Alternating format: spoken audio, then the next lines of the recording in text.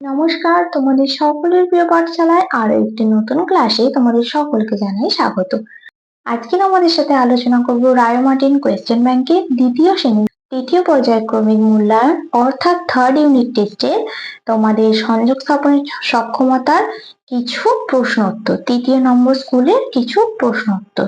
আগের 1 নম্বর স্কুল এবং 2 নম্বর স্কুলের প্রশ্ন উত্তরগুলো আলোচনা করে দিয়েছি আগের ক্লাসগুলোতে। আজকে 3 নম্বর স্কুলটা আলোচনা করব। তাহলে দেখে নাও 3 নম্বর স্কুলটি কি কি প্রশ্ন উত্তর দেওয়া আছে। প্রথমে আছে ফাঁকা ঘরে উপযুক্ত শব্দ বসাও। দেখো এখানে কিছু শব্দ দেওয়া আছে, টাট্টু, পাখি, অশ্ব আর হাতি। এবার কি বলেছে দেখো, একটি চতুষ্পদ প্রাণী হলো। একটি চতুষ্পদ প্রাণী কি? অশ্ব। তাহলে লিখে দিলাম এখানে অশ্ব। অশ্ব মানে কি? ঘোড়া। খেচর বলতে বুঝি ড্যাশকে। খেচর বলতে বুঝি কাকে? পাখিকে। তাহলে লিখে দিলাম পাখি। বাচ্চা ঘোড়াকে বলে কি? টাট্টু। টয়াকার টয় টয় হর্ষ। কড়িকে বলি হাতি। কড়িকে বলি হাতি। পরের কি প্রশ্ন আছে দেখা যাক। শূন্য স্থানে উপযুক্ত যুক্তাক্ষর বসাও। আমরা দেখো এখানে লেখা আছে বি ড্যাশ দেওয়া আছে ল অন্তঃস্থিকা লেখাপড়া করি। তাহলে এখানে কি হয়ে যাবে? কি যুক্তাক্ষর বসবে? দয় জফলা আঁকা। আমরা বিদ্যালয়ে লেখাপড়া করি। কয়েকটা বলেছি বাড়ি বানায় রাজমিস্ত্রি। কোন যুক্তাক্ষর হবে? দন্ত সহায়তায় রফলা হর্ষই। বাড়ি বানায় রাজমিস্ত্রি। মাঠে ফসল ফলান ড্যাশ দেওয়া আছে মধ্যাহ্নস্ব ক লেখা আছে। তাহলে এখানে কোন যুক্তাক্ষর লিখবো? মাঠে ফসল ফলান কৃষক। কয়েরই মধ্যাহ্নস্ব ক কৃষক। রাত্রে আকাশে অসংখ্য তারা দেখা যায়। তাহলে এখানে লিখে দিলাম ক্ষয় জফলা। রাত্রে আকাশে অসংখ্য তারা দেখা যায়। 3 দাগে বলেছে দেখো, বাক্স থেকে বেছে নিয়ে সঠিক অর্থ লেখো। যোগ্য, আলোর ছটা, শক্তপোক্ত আর বিখ্যাত। কি আছে? মজবুত। মজবুত শব্দের অর্থ কি? শক্তপোক্ত। তাহলে এখানে লিখে নেব শক্তপোক্ত। তারপর আছে দিকপাল। দিকপাল শব্দের অর্থ কি? বিখ্যাত। বয় হর্ষই ক্ষয় জফলা আখ্যাত। এই সমস্ত অর্থগুলো তোমাদের আমার বই তৃতীয় পর্বে আছে, তোমরা পড়বে। আমি ক্লাসগুলো করিয়ে দিয়েছি, তাহলে তোমরা এগুলো নিজেরাই করতে পারবে। রোশনাই শব্দের অর্থ হলো আলোর ছটা। আলোর ছটা। উপযুক্ত শব্দের অর্থ হলো যোগ্য। উপযুক্ত শব্দের অর্থ যোগ্য। তাহলে এগুলো লিখে দিলাম। এরপরে কি আছে দেখে নাও। 4 দাগে বলেছে দেখো, বাক্স থেকে শব্দ নিয়ে বিপরীতার্থক শব্দ লেখো। দুঃখ, বেঠিক, বন্ধ আর নিকট। খোলা। খোলা শব্দের বিপরীত শব্দ কি? খোলা শব্দের বিপরীত শব্দ হলো বন্ধ। তাহলে এখানে লিখে দিলাম বন্ধ। ঠিক শব্দের বিপরীত শব্দ বেঠিক। বেঠিক। দূর শব্দের বিপরীত শব্দ নিকট মানে কাছে। আর আনন্দ বিপরীত শব্দ দুঃখ। তারপরে 5 দাগের আছে দেখো, fill in the gaps with it R there. it R there দিয়ে তোমাদের এই fill মানে এই শূন্যস্থানগুলো পূরণ করতে হবে। এখানে আছে ড্যাশ is Sunday afternoon। তাহলে is আছে, তার আগে কি হয়ে যাবে? it. it is Sunday afternoon. Dash are children in the park. আর এর আগে কি হয়ে যাবে? there. there. there are children in the park. Dash is a garden in the middle of the park. তাহলে is আছে, তার আগে কি হয়ে যাবে? it. it is a garden in the middle of the park. Dash are many flowers in the garden. তাহলে আর আছে, তার আগে কি হয়ে যাবে? there. there are many flowers in the garden. তোমরা এইভাবে এই শূন্যস্থানটি পূরণ করে নেবে। 6 দাগের আছে নিচের প্রশ্নগুলির পূর্ণ বাক্যে উত্তর দাও। দার্জিলিং এ ভোরের আকাশটি দেখতে কেমন লাগে? আমি এখানে এক কথায় লিখে দিচ্ছি, তোমরা যখন লিখবে পূর্ণ বাক্যে লিখবে। কিভাবে লিখবে? দার্জিলিং এ ভোরের আকাশটি দেখতে, এটা লিখে তারপর কেমন লাগে লিখবে।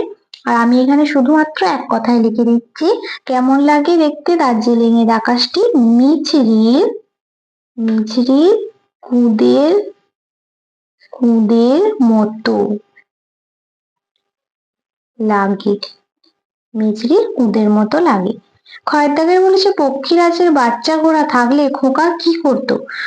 পক্ষীরাজের বাচ্চা ঘোড়া থাকলে খোকা লাগাম দিয়ে কষে রাজার বাড়ি যেত।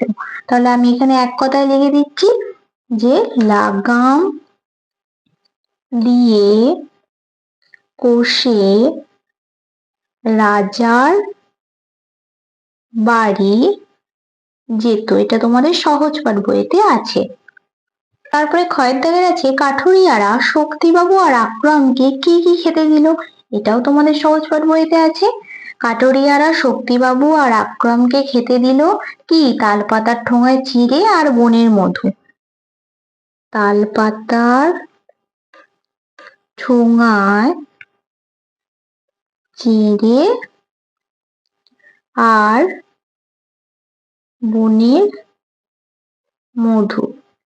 আর কি দিয়েছিল? আর দিয়েছিল ছাগলের দুধ, আর ভাঁড়ে করে নদী থেকে কি এনে দিয়েছিল? জল। এটাও তোমরা লিখে নেবে। আমি লিখে দিলাম তালপাতার ঠোঙায় চিড়ে আর বনের মধু। তারপরে বলেছে দেখো প্রজাপতি প্রজাপতি কবিতাটি কার লেখা? প্রজাপতি প্রজাপতি কবিতাটি কাজী নজরুল ইসলামের লেখা। তাহলে এখানে আমি এক কথায় লিখে দিচ্ছি কাজী নজরুল ইসলামের লেখা। আমাদের এক বিড়াল আছে, বিড়ালটির নাম কি? আমাদের এক বিড়াল আছে মিলি। তাহলে বিড়ালটির নাম কি? মিলি।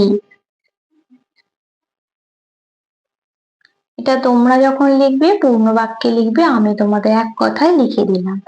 তারপরে দেখো 7 দাগের বলেছে কোন তারিখে এবং কেন পালন করা হয়? প্রথমে কি আছে? শিক্ষক দিবস।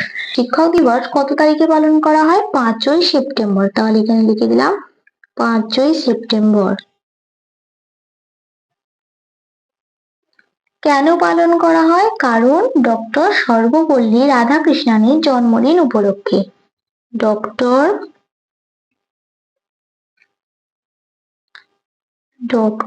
সর্বপল্লী রাধা কৃষ্ণনের জন্মদিন উপলক্ষে। তারপরে যে স্বাধীনতা দিবস। স্বাধীনতা দিবস কত তারিখে? 15ই আগস্ট। 15ই আগস্ট। তারপরে কেন পালন করা হয়? আমাদের দেশ স্বাধীন হয়েছিল।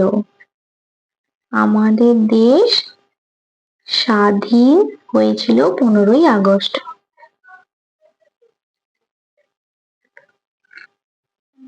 তারপরে 8 দাগের বলেছে দেখো কষে দেখাও।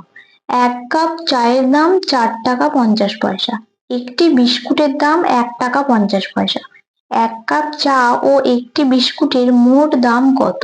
তাহলে এই দুটো যোগ করব, চায়ের দাম আর বিস্কুটের দাম।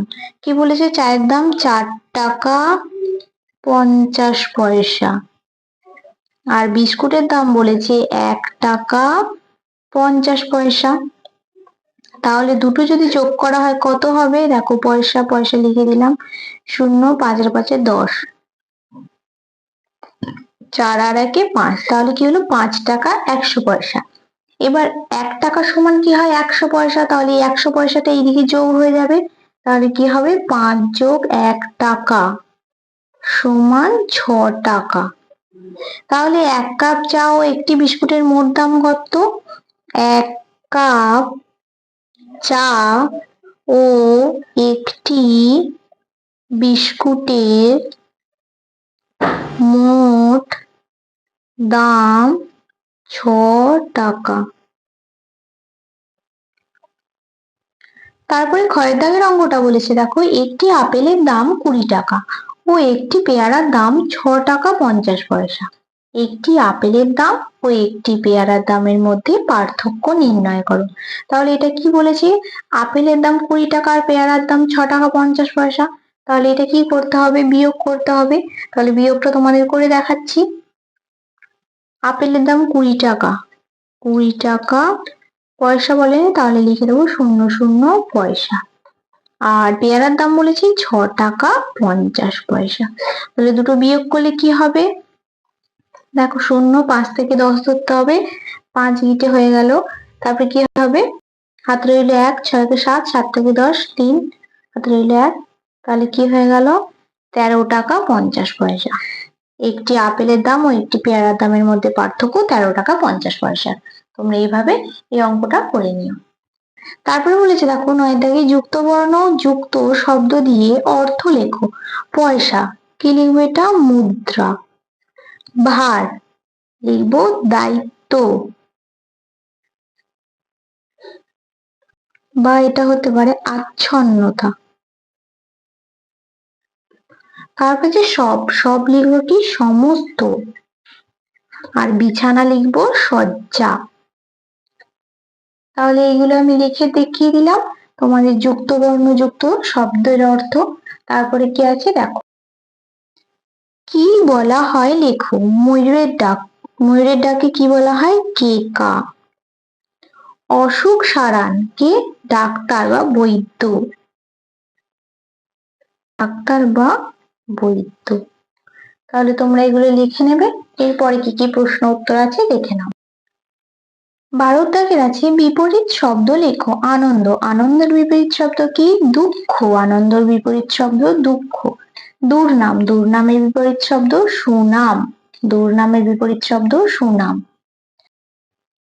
বলেছে বাক্য রচনা করো। ঘুলঘুলি, ঘুলঘুলি দিয়ে কি বাক্য রচনা করব, বাড়ি ঘুলঘুলিতে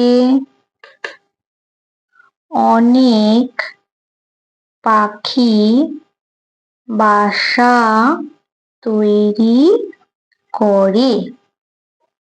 তারপরে আছে ছুটি, কি ছুটি দিয়ে বাক্য রচনা লিখবো, আজ আমাদের বিদ্যালয় ছুটি। তাহলে তোমাদের 3য় নম্বর স্কুলটাও কমপ্লিট করে দিলাম। আজকের ক্লাসটা তাহলে এখানেই শেষ করছি। যদি তোমাদের আমার এই ক্লাসটি ভালো লেগে থাকে তাহলে অবশ্যই লাইক করবে, এবং যারা এখনো চ্যানেলটি সাবস্ক্রাইব করোনি তারা অবশ্যই সাবস্ক্রাইব করে দিও।